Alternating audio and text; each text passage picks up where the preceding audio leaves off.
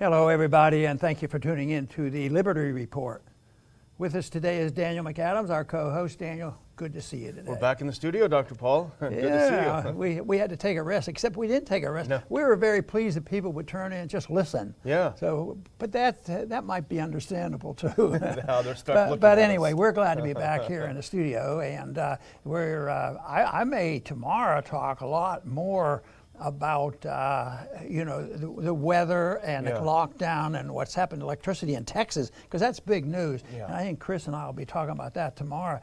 But in the meantime, we're going to do a little bit of catch up on what's going on with the coronavirus, the lockdown, and everything else that's going on. What's Bill Gates doing? And there's lots of things going on, but it's in many ways more the same thing. Over again, you have two sides of the story, but the people who want lockdowns, are sticking to their position.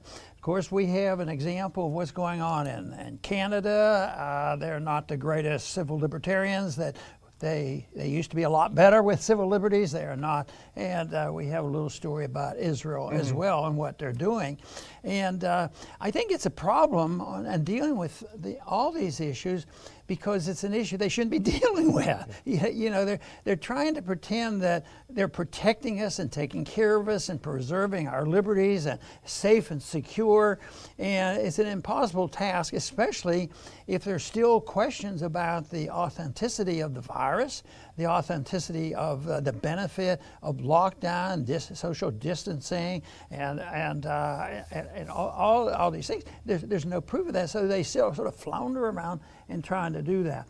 But we want to start off with a little bit about what's going on in Canada, because I recall Canada in the 60s, that those individuals who were really disgusted with the foreign policy of the Vietnam War, they were actually protected in Canada, and it was a thing that there was a lot of dissension, because the hawkish Americans who say we never want to lose a war, including Nixon said that, that was a serious crime, and it was an understandable problem of people being taught for a long time about patriotism. So Canada represented a place where they looked at it more individually as a civil liberty issue, and a lot of Americans went up there, and eventually they were pardoned and they could come back home. But today we want to talk about a few things we've heard about Canada. It's not reassuring. Of course, if we look at the details of what continues to happen in the United States, that hasn't been real reassuring either. And of course, one thing we can say, though, is maybe there's a break in the ice.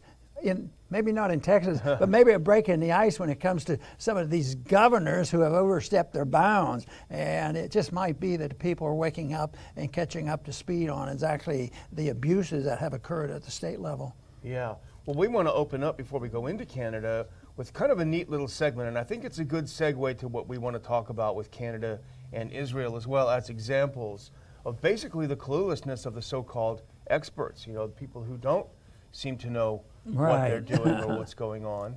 And we're going to pull up a clip. And it's not very often, Dr. Paul, that journalists actually act like journalists these days, in the mainstream media especially. But here's a rare little example. This is a journalist. She's a reporter from MSNBC, and she is interviewing the White House's chief COVID response expert, Andy Slavitt. And she's asking a question that I have never heard asked on the mainstream media, and watch his response to the question. Let's go ahead and play this. Let's start with what we just saw. Contrast states like Florida and California. California basically in lockdown, and their numbers aren't that different from Florida. Well, good morning, Stephanie. Look, there's so much of this virus that we think we understand, that we think we can predict, that's just a little bit beyond our explanation. What we do know is that the more careful people are, the more they mask and social distance, and the quicker we vaccinate, the quicker it goes away and the less it spreads.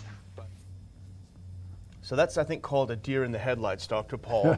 She asked him the question, why are California and Florida on very similar trajectories when California is locked down and Florida is not. And he said, I don't know, but keep those masks on and keep the social distancing, and that's kind of the approach that Canada has. And you have a couple of horror stories from Canada. But on this, I think that he did what others have done, especially Fauci. Mm-hmm. He can come in and be asked a question, and all of a sudden it sounds like he agreed to disagree with himself, and he'll say it. It's not so much the mumbling, but he goes ahead and sort of concedes something. Then he turns around and says, well, we can't know everything real fast, but what we need to do is use the mask, and have more quarantines and all this. And I would think the difference between what we've heard from Fauci, the Fauci types, is that this guy is just not a smooth liar. I think he's mixed up on the message, and you have to fudge it a little bit. But it was pretty messy. So it's something that I think that we'll continue to hear about it. But the thing that impressed me here, of course, was MSNBC asking the question.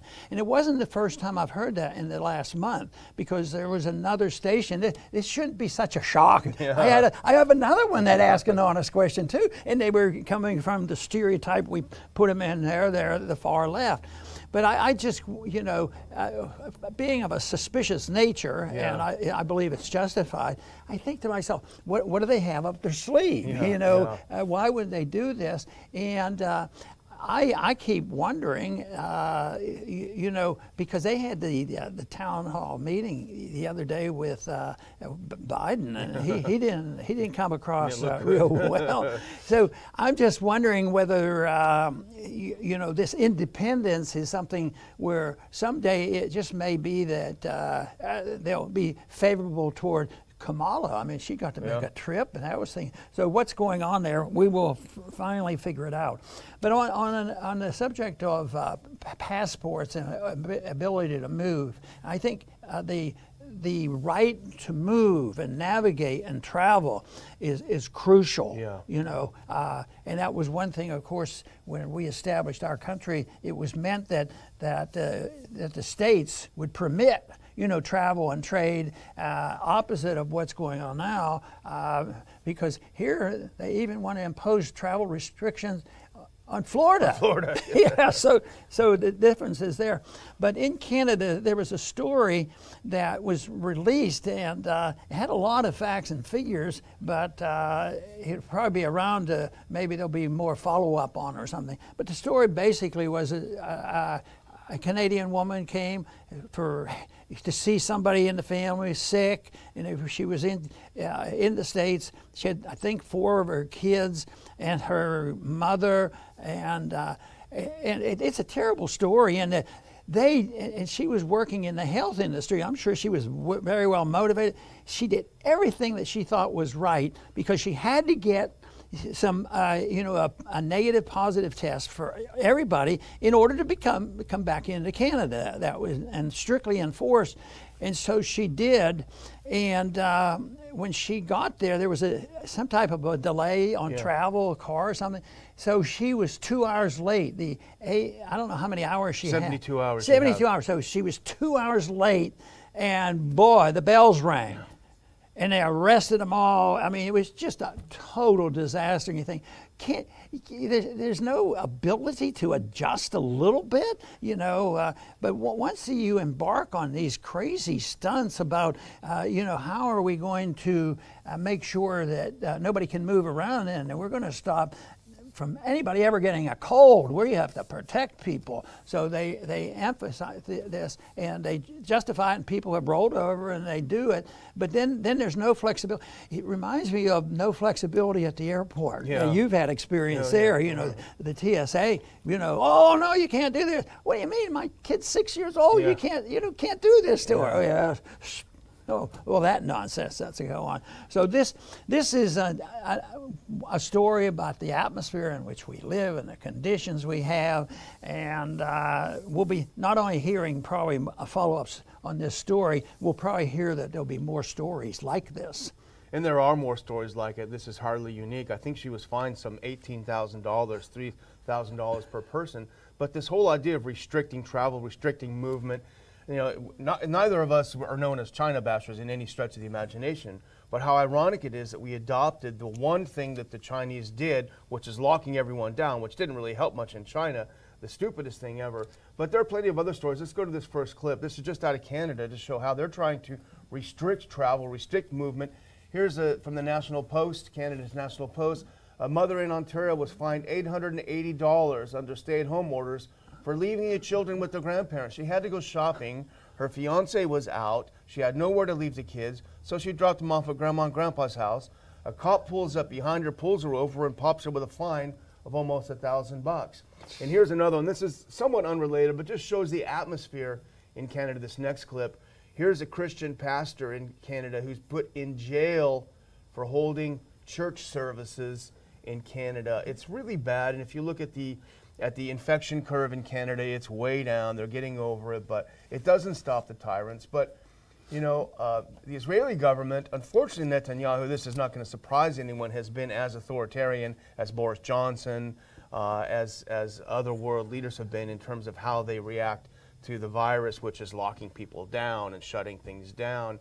He's done the same, but they think they've found a way out, and we can talk about this a little bit, which is the issuance of what they call a green badge or a green pass. If you prove that you have your vaccine, you get a green badge that you can wear. In Israel, we're talking about. In Israel, yeah. And yes, and this, of course, is just more activity, more diminishing of their liberty. Yeah. At the same time, having no proof that what they're doing is going to be helpful. But anyway, they're in charge, and that's what they're doing. And they want they want people to have 2 doses and proof of having had 2 doses of the vaccine. And they said that is what you need to be able to lead a normal life. Yeah. That's the condition of a normal life. Well, the normal life seems to be fading away. Although we see glimpses of it, we want to encourage it, and we want to move in that direction, and we keep our fingers crossed. But it won't happen unless the people demand that they want to be free, and then it will change. But they're torn between obedience to law and order, and respecting law and order is one thing, but obedience to people who don't care about law and order and they don't follow the rules. They don't follow the rules. They don't even follow their own rules. Yeah. Which is a help to what we're doing. And when we point this out, it proves how off base they are, and they act from hysteria. So they pass this law, you can't do this. And then guess what? The governors go out and they have their private dinner, and they don't social distance, and they don't wear masks. So that would help our argument. But they impose it on the people. And this thing, having this pass, it's just more passports. It's just, you think Israel would be a good place to be really anti-passport, from all the criminality that the Jews went through in World War II. Yeah, it is kind of ironic that they have to have this green badge or green pass. It's not a good look, I don't think, considering the history of the people who founded Israel. But, it's really, if you listen to what Netanyahu says, and actually, by the way, when you talked about the Israelis have been pretty good at protesting. They have not liked these lockdowns at all, and they have really been a lot more active than we are. But here's what Netanyahu said. I mean, basically, this should be a test. What's wrong with this sentence? Because he said, we will allow benefits to those who have been vaccinated. So they will be able to enter hotels, museums, restaurants, pools, malls, basketball and soccer games, flights abroad, and the like. We will allow you to have these if you can prove with your green passport that you've had this vaccine. And we can actually do a couple of clips. Here's from the Prime Minister of Israel's Twitter. He's talking about approving this plan that includes the green badge, green pass outline. Here's the next one. Here's the National Post again talking about Israel. Gyms, shopping malls. The future in Israel belongs to the vaccinated. With the green, creating a second class of citizens in Israel if you don't do what the government says. That just does not sound good. Yeah, History. they describe what you have to do and get these shots, but they don't call them mandates. But that's what Yeah, they are. yeah. They're mandates, and they keep a strict list. Not only do you have to show your passport, but the list will be around too. To make sure that you are in the list. But it's interesting if that comes into this country. I wonder if they'll ever do that to show that maybe you're an American citizen to go vote. Yeah. No, that's the crime of the century. So, okay, let's give them the benefit of the doubt. They have been very aggressive in vaccinating people in Israel. Probably the quote unquote best country out there in terms of the percentage of the population vaccinated. So you'd expect to have an amazing result. And in fact, Dr. Fauci, never at a loss for words, he said Israel is way up there in vaccination. It seems that they're seeing a remarkable drop in cases. Really, really well done. So let's look at a quote. Let's look at this next tweet from our friend Alex Berenson, who's done such good work on this, talking about Fauci. Yes, that was inevitable. The remarkable, quote unquote, Israeli drop in positive tests is about 45% in the last month. Oh, that sounds pretty good. 45% drop in tests.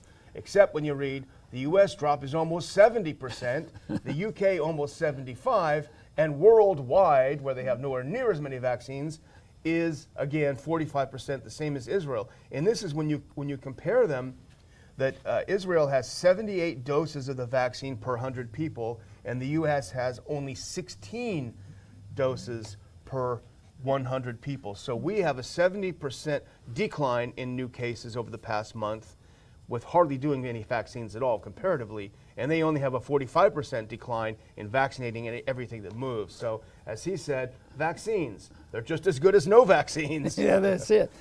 And, Bill Gates is involved in this, again, as usual, or continues to be. And he's aware that there's going to be mutations, and that doesn't mean that he's giving a scientific evidence that there's greater danger, but it gives them more political clout for saying why people should be terrified. So he is saying that, yes, the virus can mutate and can change, so we have to deal with that because we're in charge. I don't know where they got all this authority, but he wants to use 3 doses to prevent this from happening. So it's sort of like a mask. Yeah. If one mask doesn't work, put on 2, and somebody said, yes, let's have 3 masks. So that's the foolishness of it.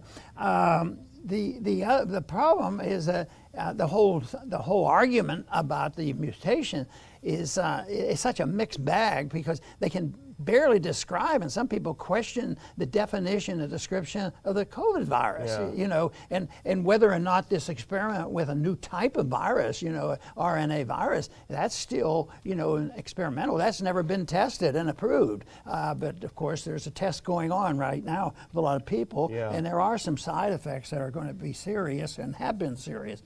But there's another group of doctors that want to delay it because the argument from another group is saying that if you give that second dose, I think it's the Pfizer dose, that you will actually impede and hurt the first dose dealing with the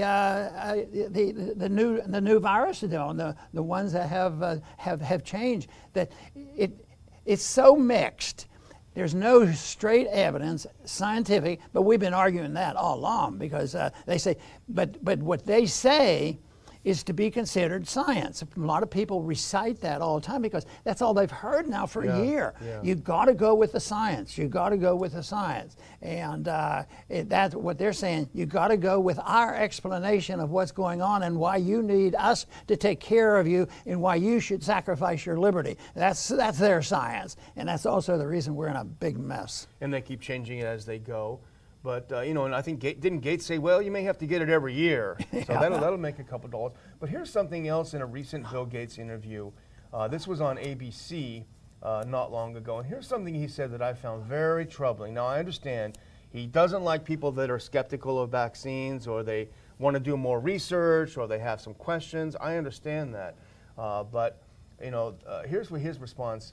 There are some things that are so extreme in terms of anti-vaccine or Holocaust denial that you can draw a line, but how do you draw that line, and who do you put in charge of that?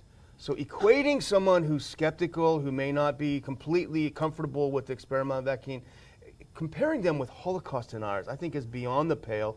And I think certainly families of Holocaust victims should be very, very unhappy to hear him talk that way. It's used to intimidate, scare, and frighten, and get people to obey. And I have found, just from personal experience, that a lot of older people who don't get out, they're not in real good health, they get their source of information from the television, from this source, and there's, I guess it's understandable why they say, well, I fit into that category. I'm in the danger category, so I have to do it, and I'm anxious to get my second shot, and this sort of thing. And it is so sad. They say, well, if it's suggested that maybe you don't need it, oh, you're some type of a weirdo. Yeah. But the number of people who are waking up on vaccine, I would say the explanation, the understanding, and the reluctance to blindly accept any vaccine is there's much more reluctance now than there was a year ago, because I think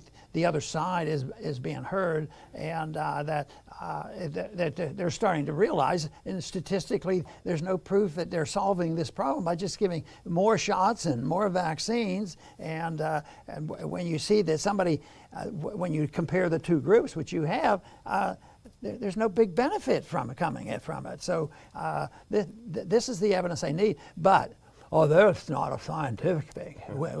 We have a monopoly on science, and you will listen to us, is their argument. And of course, as you always say, that's not to say that you're anti-vaccine at all, but you're pro-informed decision. Yeah, People should have the right, if it's their bodies, to not be called a Holocaust denier because they're a little bit hesitant. You go first. Maybe I'll take mine later, And the irony is when you accept this idea that the state should decide this for you and not up to the individual, that's generally where you can run up with difficulty in distributions, shortages here and there, and some go over to one place but not the other. So the distribution of products that are important, the more important it is, the freer the market should be, and the freer the pricing system should be. But no, if you accept the idea it's up to the government, you're going to see maybe two things: not enough have the right people getting it. Well, we could look at the nursing homes. And some people getting way too much that don't need it. Give it to the kids, and putting the kids through this. And that's of course, we've said it so many times, that is such a sad story, what they've done to a generation of kids. And right now, they're trying to go back, and some of the schools have, and some states are better than others. But I think there's this generation of kids that have been exposed to this past year, and it's not going to go back to normal, which we would consider normal in 2 months or 2 years. There's going to be residual from this, and it's not going to be very nice when they find out that these kids have been left behind. Yeah, well, speaking of nursing homes, our next story, pardon me, is it's kind of a follow-up to something we've been talking about, but it really looks like it's starting to hit the fan for Governor Cuomo in New York, and things are moving very quickly, and we've noticed a lot of stories, and I think the writing starts getting on the wall. Not that we expect him to do the right thing and resign anytime soon, but when his own party starts turning against him, I think that's when you have some trouble. And we noticed an article recently in Zero Hedge this morning. New York Dems, we can actually even put that clip up and tee this up for a little conversation.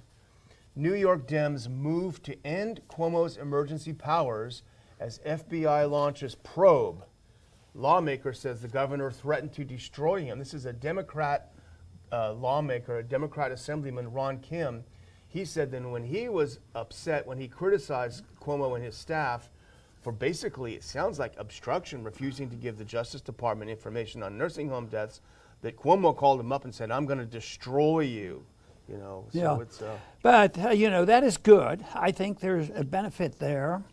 I am cautious to blindly accept that it's behind us now, and we can put full trust and faith in the FBI. I mean, how many times has the FBI been on the wrong side of righteousness? And certainly with Hillary involved, and the getting those subpoenas or the search warrants, all these things that went on with Russiagate, and there were a lot of information in the news, and there's a lot of individuals that were involved in the FBI and other Justice Department jobs.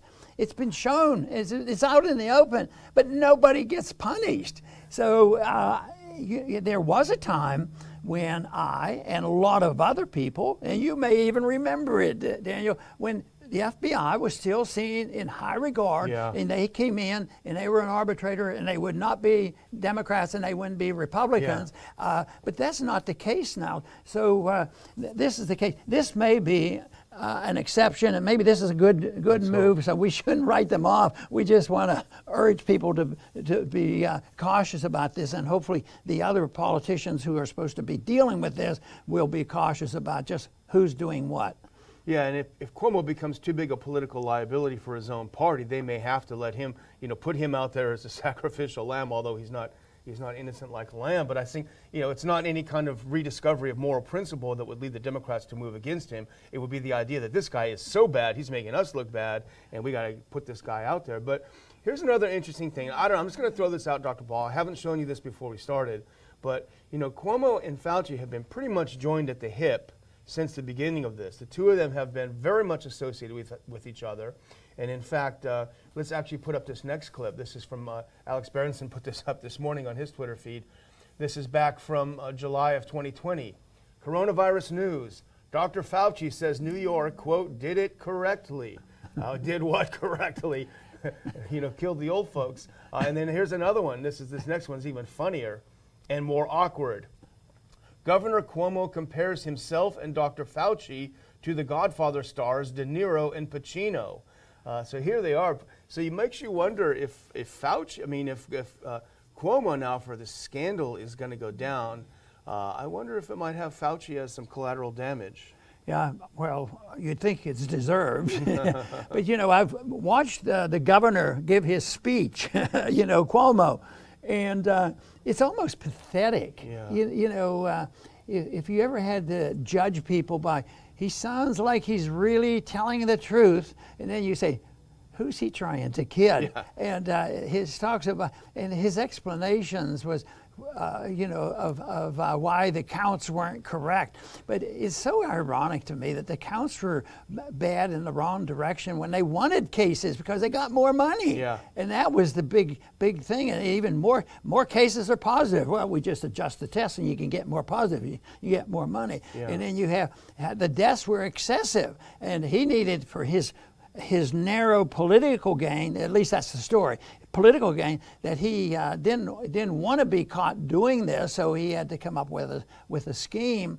He didn't want to look like more people died there than elsewhere. But it's so adaptable for them. They just do it one thing. But it really was disgusting for me to see that they would, the doctors were involved, the hospitals were involved, the labs were involved, the people who did the birth certificates were involved, and it was, I don't know how much of it goes on now, but all you had to have was a positive test, and the tests were not reliable. Yeah. You can get more positive than negatives if you don't do the test correctly. You keep it in the machine longer, and the longer you keep it in, the more positives you get, and they're unreliable. So they do that when they're collecting money, but then when it looks politically that, this looks bad if we have all these people dying, so we'll have to adjust to this.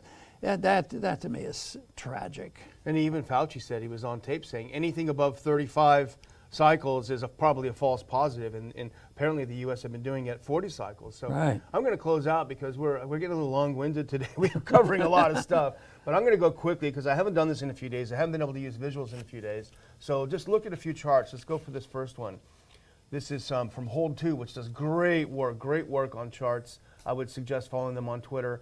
But these are the curves of deaths per million per day. The top one is Los Angeles, the second one is Arizona, then Texas, and then the bottom is Florida. So if you look at these curves, look at how massive Los Angeles, Arizona, which had strict lockdown, especially Los Angeles. Then you look at Texas, which was moderate lockdown, too much for our taste. But then you look at Florida, this final winter flu season that they had was certainly not in terms of deaths per day. And let's look at a couple of these other ones really quickly. We talked about masks earlier. This is a good one that I found. Daily new cases per million. This goes all the way up to 214.21. And this is one of those things I like because the Governor DeWine, if you look early on, if we all wore masks for 6 weeks, this epidemic could be driven into the ground. That was July 17th. July 24th, he put in a mandate. November 3rd, as the curve of daily new cases was increasing rapidly from the winter virus season, DeWine said, we know that masks work, as it continued to skyrocket in Ohio. And like most other states, you see the curve going rapidly downward now that the winter flu season is at least currently subsiding a bit. And now let's look at California. What's happening in California?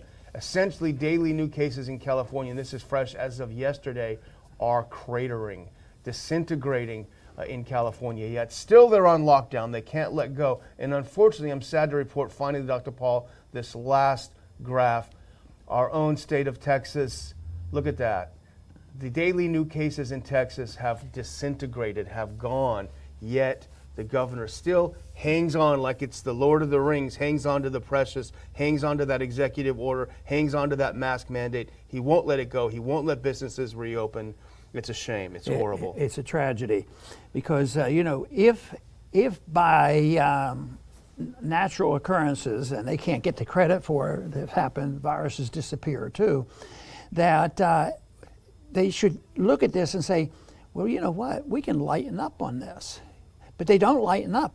And then even if they're forced to lighten up and say, well, we have to let kids go to school, then they say, oh, well, just one day. And they keep some conditions, and they will still have to do A, B, C, and they still have to wear their mask and all these other things, but they are determined. So even if the conditions and the statistics show that, you really can move away from all this. That's why Florida and their governor deserves so much credit, because they stood up against the momentum of the people just being hysterical about this, and it's good to know that nobody died of that, and now we're going to see more of that, of people dying from all of the problems that we have, and I think that has happened. I mean, we've learned so much about how the kids, for instance, the suicide rate has gone up, and a lot of other things have gone up. My guess is that in 5 years from now, if there was an honest assessment, more people will have died from the lockdown than they would from the virus. And the lockdown is, but they say, oh, well, that's economic. Yeah, it could be, because lockdowns had something to do with it. Yes, we were on our way to a recession due to monetary policy and all that, but on top of it, to make it worse means, and it would be hard to sort it out, who are the real culprits in causing the economic lockdown or the economic downturn, and it could be all. But this is like so many things that bring about bad times for a country. It's usually man-made, and when I say that, it's not overly generalized. It's man-made by politicians, and that's what's happening. The politicians get out of control, and the people go along with it because they think it's an advantage, and they're told that the government will make them safe and prosperous and take care of them if they get sick, and they will distribute the medicine if necessary, and we will watch. There will be no cheating, and we will make sure that the science will be followed and no fake sciences will be permitted. We will be the arbiter, and we will even have censors to make sure that you're not exposed to some of this bad information. So that is a lot of waking up to do that is necessary. But I still believe that more people are waking up right now, and more people are talking about viruses and the vaccines than before.